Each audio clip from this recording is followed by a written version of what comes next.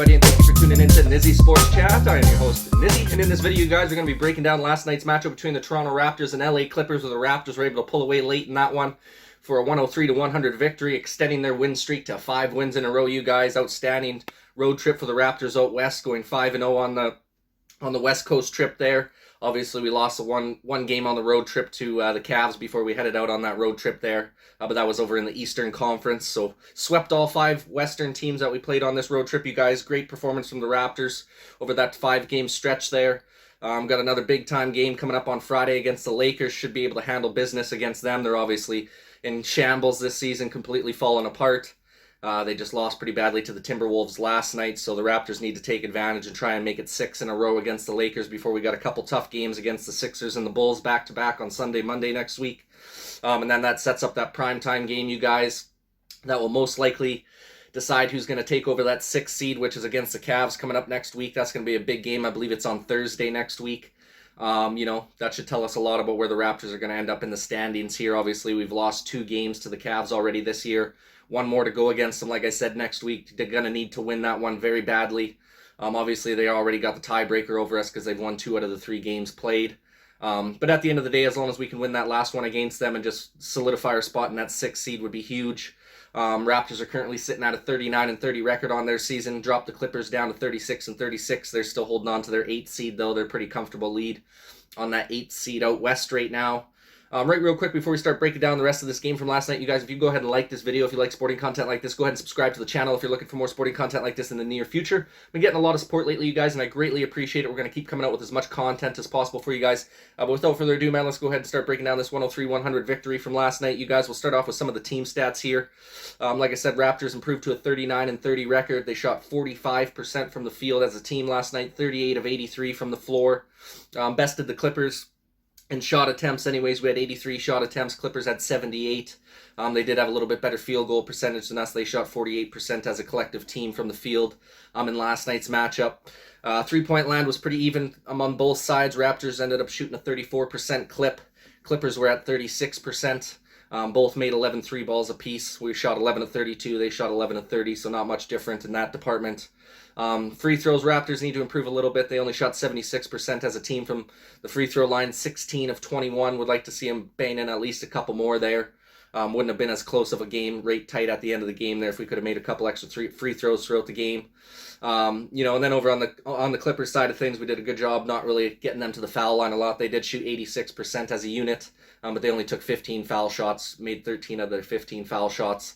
So not too bad. Didn't allow them to get to the line too often in this game. Raptors did a good job not fouling a bunch.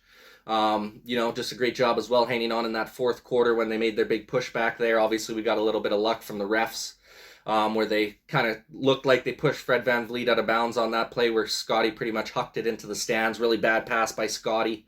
Could have cost us the game on that one. So we got lucky. The refs bailed us out in the last few seconds of that game, you guys.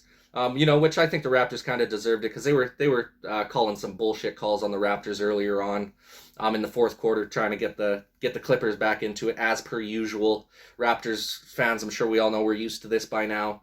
Seeing the refs trying to make the game close, trying to get the other team back into it at the end of the games there, which is pretty standard as a Raptors fan. We see that quite often with the refs trying to help out the other team so the game doesn't look as bad at the end. So no surprise there, but we were able to hang on for it anyways, you guys. Out-rebounded them 43-41 on the glass in this one. 13 offensive boards to their 11 as well, so good job just out-rebounding them on the defensive and offensive glass in this game. Raptors have just been a phenomenal team on the offensive boards pretty much the entire season. I think we're 2nd in the league on offensive rebounds. So we've just done a phenomenal job on that. Getting those extra shots up every game really helps out a lot. As you can see, this one, we both made 38 shots. Clippers and Raptors both made 38 shots, but we had 5 more shots, so it was huge getting those extra shots to be able to kind of keep pace with the Clippers there. Second chance points were huge for the Raptors in this one as well, you guys. We had 21 second chance points as a unit out there. Clippers only had 9 second chance points. Raptors turned the ball over 11 times as a team. Not too shabby, keeping around that 10 mark. Like I said, 10 or less is usually a recipe for success. So good job on the Raptors on that part. Turned the Clippers over 14 times as well, so won the turnover battle there. So overall, good performance from the guys. Obviously, just needed to hang in tight there for the full 48 in this game, coming off this is their sixth game in a row on the road here to finish off the road trip. So obviously the legs are probably a little bit tired for the squad. It's just good to see them being able to hang on at the end of the game there. Fred VanVleet had a decent performance last night. It's nice to see him be able to kind of get back into a groove there a little bit. We definitely needed every point that we could get from him. Gary Trent Jr. is just, building up Brick City once again. He just can't hit anything.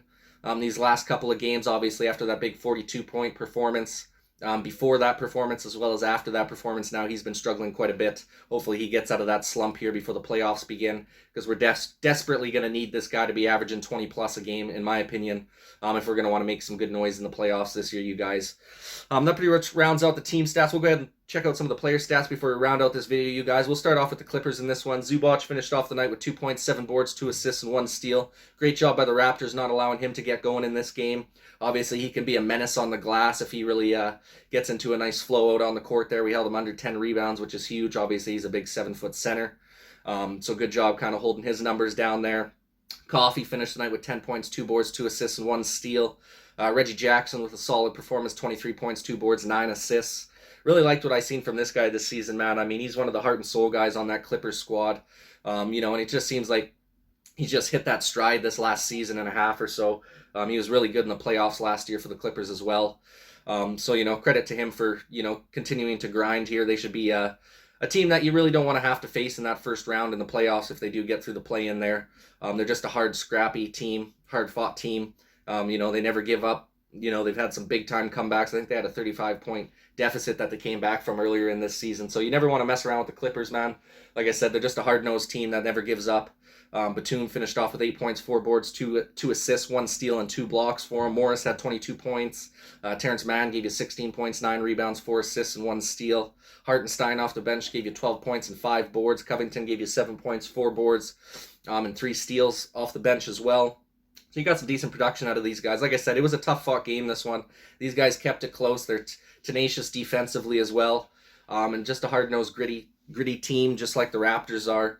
So I knew this one was going to come down to the wire.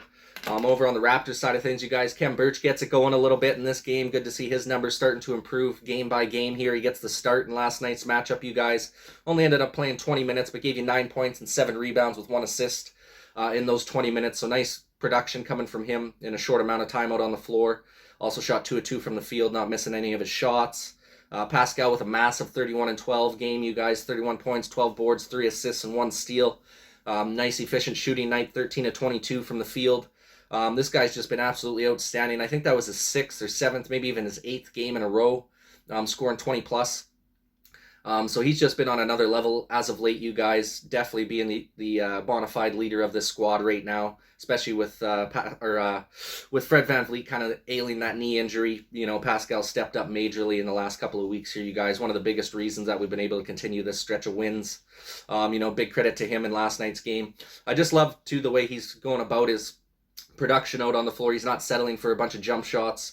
He's really getting himself going inside the paint early on in those games. He made a couple nice 3 balls in this game last night. Was hitting lots of nice mid-range J's as well after he had already gotten himself going inside. So you just love the style of game he's playing. He's playing hard-nosed basketball for us. He's doing all the little dirty work that a traditional center would do. Obviously, we don't have one of those, so it's nice to see him getting down low in the paint and banging with the big dogs and not being afraid of that challenge. So good on Pascal, man. Gary Trent, like I said, rough shooting night for him. He shot 1 of 9 from the field in last night's matchup, you guys. 7 points, 4 boards, 2 assists, and 2 steals. That production will get there. We just got to get through that shooting slump. Like I said, I'd like to see Gary Trent Jr. work an inside-out game a little bit more. He is settling for jump shots still, in my opinion, a little bit too often. He does have the ability to drive to the rack and finish with some lay-ins and get to that foul line. He's not missing his free throws. He's been super consistent with the free throws, even when he's not making his shots from the field. So I think if this guy can just focus on driving to the rack a little bit more often early on in the games, getting to the free throw line, getting his stroke going, I think that'll do wonders for him, being able to start banging down those mid-range J's as well as the 3-point shots later on in the game. So I'm not too worried about Gary Trent. What do we got? I think we got 12 or 13 games left in the season here, so that gives him a little bit of time to try and get things under control and get back on track here before we start off the playoffs, because that's, like I said, we're going to need him big time in the playoffs, you guys, if we're going to want to make some noise there. And then you had Fred VanVleet, you guys, 21 points, 2 boards, 3 assists, 1 steal, shot 7 of 17 from the field. I think it's around a 42% clip. So he's getting a little bit better, you know. It's nice that he's been able to have some rest over the last few games here. Hopefully we rest him 2 or 3 more games down the stretch here just to make sure he's fresh and ready to roll for the playoff stretch. You know, we've been doing okay without him on the floor since we kind of went through that little tough streak after the All-Star break there where we lost a few games without him playing. Seems like the Raptors have found a good recipe to win without Fred VanVleet on the floor, without him producing major numbers.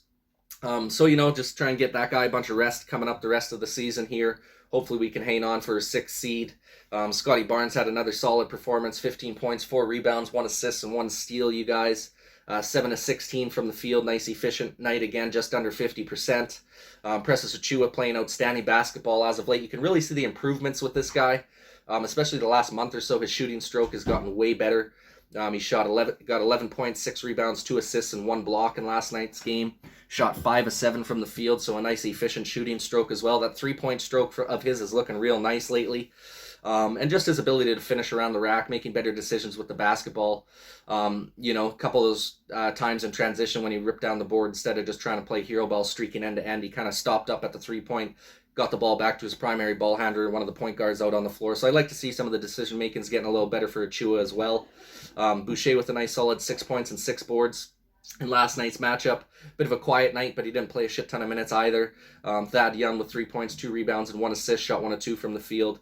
So overall, you're getting good production. That it seems that bench unit of whether it be Birch, Boucher, and Young, or Achiuwa, Boucher, and Young, we got a nice little 3-headed tandem there coming off the bench now. It seems like all 3 of those guys, or 4 of those guys, depending on who's starting, who's not, you know, they're really producing decent numbers for us coming off the bench, giving us a little bit of added juice whenever our starters aren't, you know, firing on all cylinders. It'll be interesting to see what happens when Malachi Flynn comes back off of his injury, if he can kind of recapture that shooting stroke he had before he went out, because he was playing pretty decent basketball before he got injured there when Fred VanVleet was out of the lineup and he was getting a couple starts.